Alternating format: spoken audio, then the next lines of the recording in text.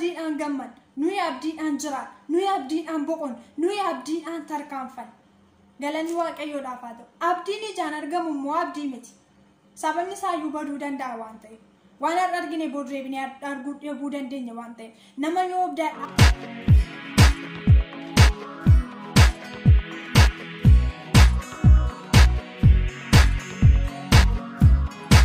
nagaa Waaqayyoo bakka jirtanitti dachaa isiniif haa baay'atu. Jaallatamtootaa fi kabajamtoota hordoftoota chaanaalii kootii akkam jirtu nagaan keessan haa baay'atu. Nagaa guutuu akka qabdan abdii guddaan qaba. Yeroo dhiyootti immoo viidiyoo hojjechaa jiru. Yeroo irraan kan ka'inaaf hin mijanne yeroo tokko darbee sagalee Waaqayyoo keessaa amma furu qulqulluu na barsiisee isiniif qabadheen ni haadha. Isinis chaanaalii koo sabiskiraabii gochuu hin dagatinaan isiniin jedha. Viidiyoo asiin darbu yoo jaallattan immoo sheerii godhaa hiriyoota keessaniin ga'a. Viidiyoo har'a isiniif qabadhee dhiyaadheerraa waan baay'ee akka barattan abdii guddaan qaba. Mata dureen viidiyoo har'a isiniif qabadhee dhiyaadhee abdii maali? Abdii maali? Namni kan abdii godhachuu qabu yookaan immoo abdii kooti kan jechuu qabus maalidha kan jedhuuni isiniif qabadhee dhiyaadhe. Kutaa macaafa qulqulluu keessaa bakka tokko isiniif dubbise akkasuma immoo amma naaf galee yaada tokko isin gorsa. Ayyaanni Waaqayyoo isiniif haa baay'atu. Yeroo ammaa kana keessatti namoonni baay'een wanta mul'atuun, wanta arganiin, wanta dhaga'aniin abdii isaanii yeroo itti kutatantu jira. Jireenyi in ulfaata yeroo jedhan ofii isaaniitii irraatii abdii kutachuurra darbanii namoonni kan biraallee akka abdii kutatan namoonni godhanii namoota hedduutu jira. Obboloota koo jaallatamoo nuyi abdii godhachuu kan qabnu wanta ija keenyaan arginu osoo hin ta'in wanta gara fuulduraatti eeggannu. Wanti ija keenyaan arginu yookaan immoo wanti harka keenyarraa qabnu abdii nuuf ta'uu hin danda'u. Namni wanta ijaan mul'atu abdii godhachuu danda'aaree jedha dubbii Waaqayyo. Namni wanta ijaan mul'atu abdii godhachuu danda'aaree. Sababni isaayyuu nama yoo abdii godhanne namni nu jalaa kufee nu kuffisee iddoon taanetti iddoo ka'uu hin dandeenye nu kaa'uu danda'a. Wanti harka keenyarraa qabnu abdii godhanna yoo ta'e wanti harka keenyarra jiru sun fixeensa waan ta'eef boru badee abdii keenya nu jalaatii yaarsuu yookaan immoo abdii keenya nu jalaa coollagsuu danda'a. Yeroo kamiyyuu abdii godhachuun kan nuti qabnu Kiristoos. Abdii godhachuu kan nuti qabnu Waaqayyoodha. Namni Kiristoosiin abdii godhatu nama sagalee Waaqayyoo sooratu. Nama Kiristoositti maxxanee jiraatu. Nama Kiristoosii wajjin walii galee jiraatudha. Yeroo kamiyyuu abdii godhannee jiraachuu kan nuti dandeenyu Kiristoositti gaafa maxxanne, Kiristoosii walii galee gaafa jiraanne galanni Waaqayyoodhaaf haa ta'u. Mukti tokko dameen gaafa hirraachite, dameen mukarraa jirmarraati gaafa cite goggogaa coolagaa deema malee lalisaan deemu, magariisa ta'an deemu. Sababni isaayyuu bishaan kan argatu, albuuda kan argatu jirma keessaayu. Hiddi lafa keessaati bishaanii fi albuuda xuuxee fideetu gara dameetti dabarsa, gara baalaatti dabarsa. Dameen tokko immoo jirmarraa gaafa cite goggogaa deema jechuudha. In goggoga. Akkuma kana nuyis gaafa Kiristoos irraatii fagaachaa deemne, gaafa Kiristoos irraatii keessaa ba'aa deemne hafuura keenyaan coollagaa deemna. Abdiin keenya coollagaa deema. Abdiin keenya goggogaa deema. Kanaaf ofii keenyarra darbine namoonni biroon akka abdii kutatan goona jechuudha yeroo baay'ee. Sagalee Waaqayyoo Roomee 12:12 irratti akkas jedha. Abdii qabdanitti gammadaa. Rakkina obsaan danda'a. Waaqayyoon kadhachuutti immoo cimaa jedha. Abdii qabdanitti gammadaa. Nuyi abdii godhachuu kan qabnu Kiristoos. Nuyi abdii godhachuu kan qabnu Waaqayyoodha. Namni gaafa abdii namaaf ta'u namni nama jalaa kufu. Wanta harka keenyarraa qabnu nu jalaa baduu danda'a. Abdiin qabnu immoo abdii isaarra biyya lafaa kanarraa mul'atutu hin ta'in abdii isa mootummaa Waaqayyoo keessaa qabnu. Wanti biyya lafaa kanarratti abdannu tariitii akka nuti jaallannetti nuu guutee nuuf ta'ee jiraachuus dandeenya dhiisuus danda'a. Garuu inni kun ammamiyyuu umuriin isaa dheeraa ta'u waggaa muraasa lakkoofsa qaba umuriin isaa. Abdiin nuti mootummaa Waaqayyoo keessatti Kiristoos irratti abdannu immoo abdiin nuti mootummaa Waaqayyoo keessaa qabnu immoo abdii umurii hin qabne, abdii lakkoofsa hin qabne. Tariitii biyya lafaa kanarratti nutti badees nuti tolees jiraachuu dandeenya. Inni kun yeroo gabaabaaf hin darba. Rakkina hammamii keessa jiraannus darbuun isaa waan hin hafne, gammachuu hammamii keessa jiraannus darbuun isaa waan hin hafne. Garuu abdii isa mootummaa Waaqayyoo keessaa qabnutti yoo gammannee jiraanne abdii bara baraati. Isatu nu boqachiisa, isatu haala nu galfachiisa, isatu nu gammachiisa, isatu akka fuulli keenya ifu nu taasisa. Yeroo ammaa kana keessa namoonni baay'een jireenyi nu ulfaata yeroo jedhan keessa jira. Jireenyi nu ulfaata, haalli nu ulfaata. Wanti mul'atu, wanta argamu hundumtuu bargit ulfaachuu danda'a. Gaafa ija fooniitiin ilaallu, gaafa Kiristoosin keessaa baanu, gaafa gara yaada fooniitti deebinu, haalli jireenya ulfaachuu danda'a. Obboloota koo jiraachisuu kan danda'u Kiristoos. Nagaa laachuu kan danda'u Kiristoos. Nama boqochiisuu kan danda'u Kiristoos. Abdii namaaf ta'uu kan danda'u Kiristoos. Biyya lafaa kanarratti wanti nu arginu hundumtuu abdiillee nu ta'uu hin danda'u, abdii keenyallee nu jalaa yaabsuu hin danda'u. Gaafa Kiristoos keessatti maxxannee jira, Kiristoosiitiin gaafa walii gallee jira. Kanaafiyyuu yeroo kamiyyuu abdii godhachuu kan isin qabdan, abdii godhachuu kan nuti qabnu wanta ija keenyaan mul'atu tun ta'ii, wanta ija keenyaan hin mul'anne mootummaa Waaqayyoo mana keenya galgala. Kiristaanni abdii godhachuu kan qabu mootummaa Waaqayyoo jireenya bara baraati malee wanta lafa kanarraa mul'atu miti. Waaqayyoo wanta nyaattan isin hin dhoowwatu, wanta nyaannu nu dhoowwatu. Waaqayyoo kan nu uume akka beelofnu akka rakkannuuf miti. Rakkinni nurra dhufu immoo nurratti wal ga'u immoo nu balleessuuf miti. Lafee keenya cimsa malee.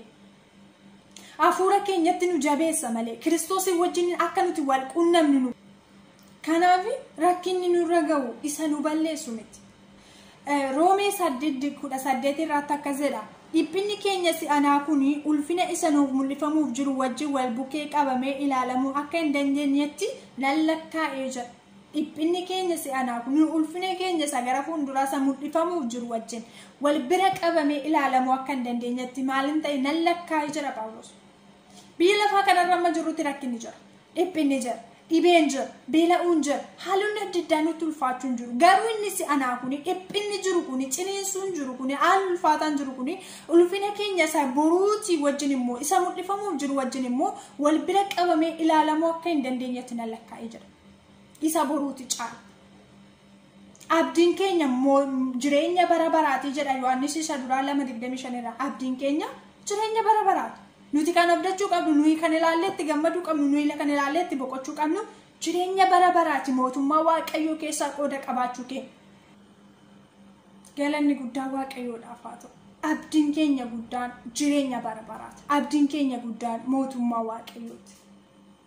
Galanni Waaqayyoodhaaf haa ta'u. Roomee 8:24 irraa akkas jedha. Nuyi abdiidhaan fayyinee abdiin ijaan argamu immoo abdii miti. Namni waan ijaan argamu abdataare wanti ijaan argamu argine yoo abdanne garuu obsaan hin eeggannaa jedha. Ila nuyi abdiidhaan fayyine. Abdiin ijaan argamu immoo abdii miti. Namni waan ijaan argamu abdataare wanti ijaan hin argine yoo abdanne garuu obsaan eeggannaa jedha. Nuyi abdiidhaan fayyine. Abdiin keenya Kiristoos. Namni Kiristoosiin ijaan argin jiru. Waaqayyoon Kiristoosiin namni ija isaatiin argin jiru. Garuu abdiidhaan Kiristoos jira beeka. Hafuura isaatiin Kiristoos isa keessa akka jiru, Kiristoos wajjin akka jiru beeka. Mootummaa Waaqayyoo namni dhaqee ijaan argee deebi'ee mootummaa Waaqayyoo kana fakkaatti jedhu hin jiru. Mootummaa Waaqayyoo kan nuti beeknu garuu jireenya bara baraa jiraachuu kan nuti beeknu garuu jireenya bara baraa qabaachuu kan nuti beeknu garuu abdiidhaan. Galanni Waaqayyoodhaaf haa ta'u. Kanaaf nuyi abdiidhaan fayyina. Nuyi abdiidhaan gammadna. Nuyi abdiidhaan jiraanna. Nuyi abdiidhaan boqonna. Nuyi abdiidhaan tarkaanfanna. Galanni Waaqayyoodhaaf haa ta'u. Abdiin ijaan argamu immoo abdii miti. Sababni isaayyuu baduu danda'a waan ta'eef. Waan har'a argine booddeebinee arguu dhabuu dandeenya waan ta'eef. Nama yoo abdanne nulee yaasisuu danda'a waan ta'eef. Waan harka keenyarra jiru yoo abdanne nulee yaasisuu danda'a waan ta'eef inni kun abdii miti. Abdii ijaan hin argamne yoo abdanne garuu obsaan ni eeggannaa jira. Barri isaa fagaatu iyyuu malee, yeroo isaa turu iyyuu malee, rakkinni nutti baay'atu iyyuu malee, qorumsi nutti baay'atu iyyuu malee, abdii ijaan hin argamne yoo abdanne obsaan eegganna. Rakkina nutti dhufu, qorumsa nutti dhufu, wanta nutti ulfaatu hundumaa dandeenyetu abdii keenya isa boruu ilaallee waan jiraannuuf obsaan dhaabbannee isa eegganna. Galanni Waaqayyoodhaaf haa ta'u. Obboloota koo haala keessarra jirtan ilaaltanii, jireenya isinitti ulfaate ilaaltanii, wantoota mul'atu ilaaltanii, waan dhageessan ilaaltanii abdii keessan hin kutatina. Kiristoostu isin jiraachisa. Abdii keessanitti gammadaa. Abdiin keessan immoo Kiristoos. Abdiin keessan jireenya bara baraati. Abdiin keessan mootummaa Waaqayyooti. Hundumaa caalaa mucaa Waaqayyoo ta'uu keetti gammada. Hundumaa caalaa Kiristoos wajjiniin jiraachuu keetti gammada. Hundumaa caalaa Kiristoos keessa jiraachuu isaatti gammada. Namoota baay'eetu hiiki jireenya hafuuraan galleef waan ta'eef usuma waan abdii qaban iyyuu fakkaatanii keessa isaaniitti abdiin isaanii jalaa coollagaa deema. Ati mucaa Waaqayyooti. ati jireenya bara baraatu si eeggata. Kanaaf abdiin kee kan itti gammaduu qabdu, kan itti boqochuu qabdu, isa jireenya bara baraa keessaa qooda qabdu. Kanaaf haala kee ilaalte abdiin kutatin, haala keessan ilaaltanii abdiin kutatina. Omtuu haa guutuu haa irratu. Wanti baay'ee yaannee karoorsinee itti dadhabnee nu milkaa'uu dhiisuu danda'a. Nuuf ta'uu dhiisuu danda'a akka yaadne. Garuu inni kun abdii nu kutachiisuu hin qabu. Abdiis nuuf kennuu hin danda'u. Abdiin keenya Kiristoos. Abdiin keenya mootummaa Waaqayyooti. Abdiin keenya sagalee Waaqayyooti. Nu yeroo hundumaa sagalee Waaqayyoo soorannee, sagalee Waaqayyootti boqonnee, gaafa gaddinu, gaafa gammannu, gaafa kamiyyuu, gaafa inni nutti ulfaate kamiyyuu, dubbii Waaqayyoo keessaati kutaa tokko yoo dubbifanne abdiin keenya hin haara. Kutaa tokko yoo dubbifanne hin gammanne, kutaa tokko yoo dubbifanne hin boqonne. Kanaaf wanta ijaan mul'atuun abdii keessan hin kutatina. Haala isiniif mijachuu dideen abdii keessan hin kutatina. Abdiin keessan Kiristoos. Abdiin keessan immoo mootummaa Waaqayyooti. Abdiin keessan jireenya bara baraati. Yeroo kamiyyuu haala keessan jirtan keessatti kadhadhaa. Rakkina isinitti dhufu obsaan danda'a. Qorumsa isinitti dhufu obsaan danda'a. Akka hin kenneefina. Kiristoos isin wajjin jira waan ta'eef. Kiristoos iyyuu rakkina biyya lafaa kana hundumaa makaraa isaa, rakkina dhiphina isaa danda'ee isa nuuf malu nurraa fudhatee. Gatiin irra jiru nurraa baasee, rakkina nurra jiru nurraa kaasee. Kanaafiyyuu nu immoo Kiristoosin ilaallee abdiin keenya haara'uu qaba. Dubbii Waaqayyoottiin abdiin keenya haara'uu qaba. Mootummaa Waaqayyoo yaaduudhaan abdiin keenya haara'uu qaba. Haala kam keessa jiraattaniidhaaf, isiniif mijachuu dideedhaaf, isiniif guutuu dideedhaaf, akka barbaadan isiniif ta'uu dideedhaaf, namni isin abdattan isin jalaa mucucaateedhaaf, haalli keessan isin jalaatti wal gallakkiseedhaaf abdiin kutatina. Abdiin keessan Kiristoos. Abdii qabdanitti gammadaa. Rakkina obsaa. Kiristoosin kadhachuutti immoo cima. Galanni Waaqayyoodhaaf haa ta'u. Gooftaan isin haa eebbisu. Abdii jechuun wanta gara fuulduraatti eeggatan, wanta ijaan hin mul'anne, jireenya bara baraa. Isa eenyuyyuu arguu hin dandeenye. Kiristoosin qofa wajjin jiraachuudhaan immoo isa dhaaluu hin danda'amudha waan ta'eef abdii keessa yeroo hundumaa Kiristoosin wajjin godhadhaa. Gooftaan hundumaa keessan haa eebbisu. Viidiyoo kana yoo jaallattan sheerii